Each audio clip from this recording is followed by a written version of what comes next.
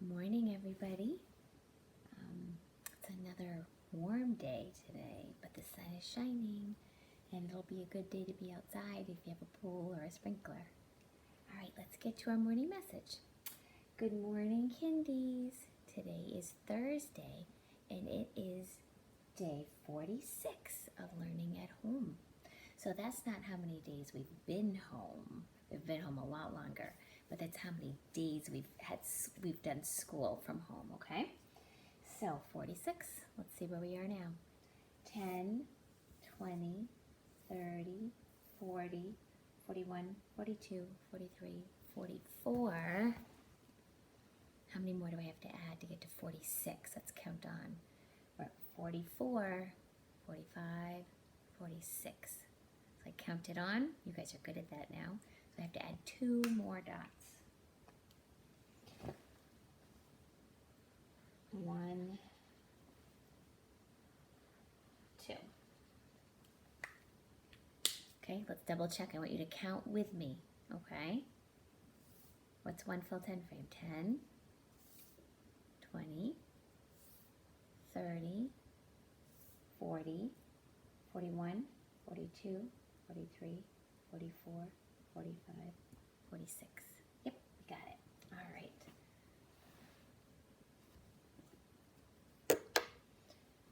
All right, I'm going to read a story to you today, and it's kind of a classic tale.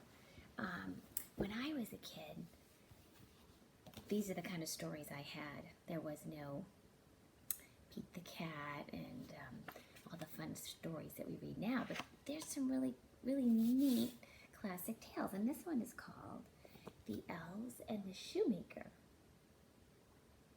And I would be curious, if I was sitting face to face with you, I would ask if anybody's ever heard this story. I'm guessing not many of you, so that's why I'm going to read it. Okay? So it's The Elves and the Shoemaker.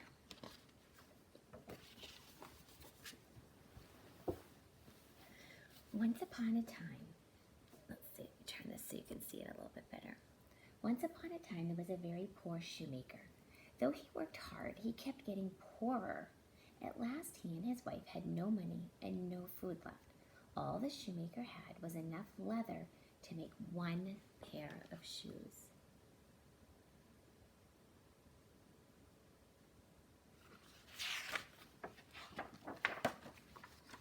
The shoemaker cut out the leather. Then he sighed. "I'm too tired to do any more work tonight," he said. "I'll finish the shoes in the morning." He left the leather on his workbench and went upstairs to bed.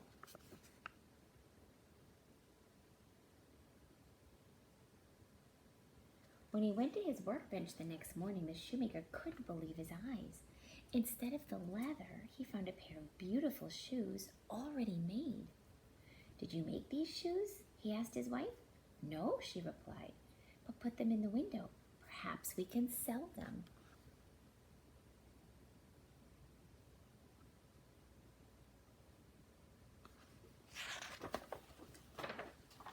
Soon a well-dressed man came into the shop. "May I try on the shoes in the window?" he asked. The shoemaker brought him the shoes. "These are perfect," said the man. "They are the finest shoes I have ever seen. You deserve a good price for such excellent work." And he gave the shoemaker 5 pieces of silver. Back in those days, that's what the money was like. They were pieces of silver. They didn't have quarters and dimes and nickels and pennies. It was just silver pieces.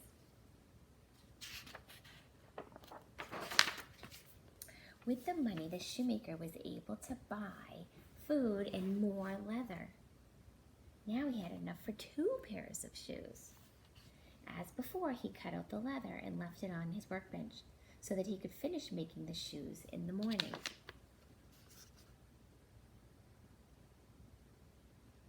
What do you think is going to happen? The last time he left them on the workbench, what happened when he woke up in the morning? Yeah, they were shoes. The shoes were made, and he doesn't know how. Let's see if that happens again. The next day, there were 2 pairs of fine shoes waiting for him. It happened again. And he has no idea how that could happen. The shoemaker put the shoes in the window, and after a while, some customers came to try them on. The customers liked the shoes and paid the shoemaker well for them. Now the shoemaker had enough money to buy leather for 4 pairs of shoes. He cut out the leather and left it on his workbench. In the morning, he found 4 pairs of brand new shoes. So first there was one, he had enough leather for 1 pair. Then with the money he made from selling those shoes, he had enough leather, could buy enough leather to make 2 pair. Then with that money, with those silver pieces, he was able to get enough leather to make 4 pair.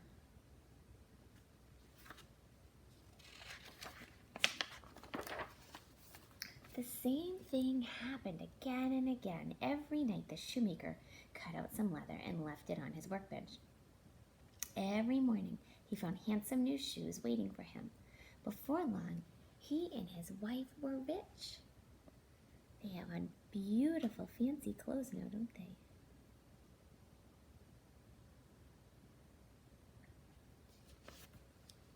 One winter evening, the shoemaker's wife said, "We have been very lucky. A few months ago, we had nothing. Now we have everything we could wish for. We must find out who has been helping us so we can thank them." "Yes," said the shoemaker, "if we stay up and watch tonight, perhaps we can see who has been making the shoes."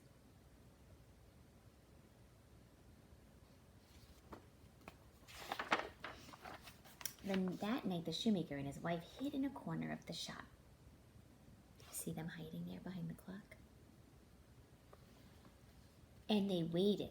At midnight, the door opened, and 2 tiny elves came running in. They went straight to the workbench and began sewing the leather the shoemaker had left there. The shoemaker and his wife stared in amazement. The elves worked without stopping until all the shoes were finished. Then just before dawn, they left.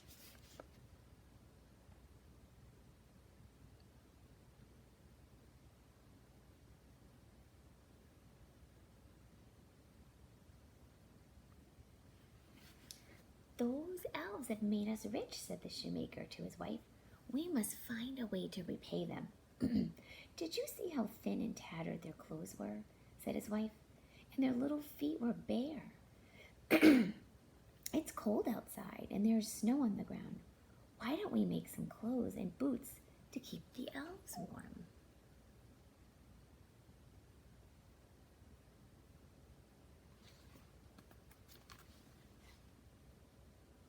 Yeah, let's go back and look at that. They didn't have shoes on, did they, huh? And their clothes look like they've been patched. So the shoemaker and his wife are going to make some clothes and some new little shoes for them to say thank you. All the next day, the shoemaker and his wife were busy making tiny shirts, trousers or pants, coats, hats, and boots for the elves. That night, they set everything out on the workbench. Then they hid and waited for the elves to arrive. So there they are, making the teeny tiny little clothes and teeny tiny little shoes. At the stroke of midnight, the door opened and the elves dashed in, ready for work. At first, they were confused to find clothes instead of leather on the bench. Then they realized that the clothes were for them.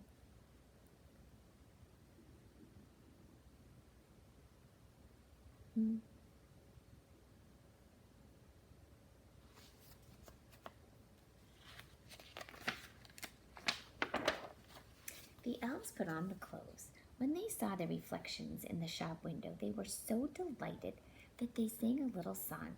"Oh, what handsome boys we are! We will work on shoes no more." They danced happily around the room, leaping onto chairs and over benches. Then they skipped out the door.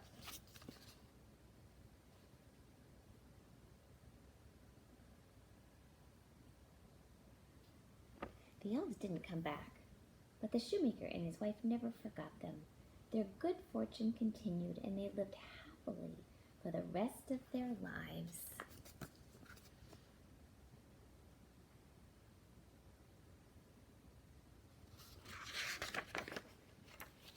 And that's the end of The Elves and the Shoemaker. So I hope you enjoyed that story. This is one of my favorites when I was your age. I would ask my mom and dad to read this over and over and over again. So thank you for listening. Have a great day. We'll see you, let's see, today's Thursday. So I might see you at the morning check-in, and then hopefully we'll see you for story time at 1 o'clock. Bye.